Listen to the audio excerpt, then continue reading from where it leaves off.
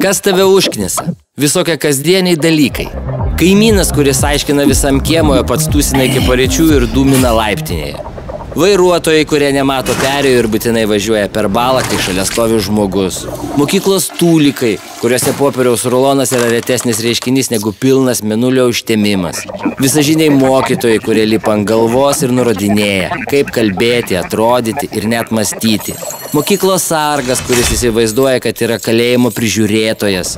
Sniego krūvos kieme, ant šaligatvio numesti automobiliai, šunų prišta pievelė prie namų. Visi šie ir kiti nuolat besikartojantis dalykai išauga į didelę, totaliai užknisančią krūvą, kurioje tu turi kapstytis. Atknis, kas užknisa, ir keisk tai.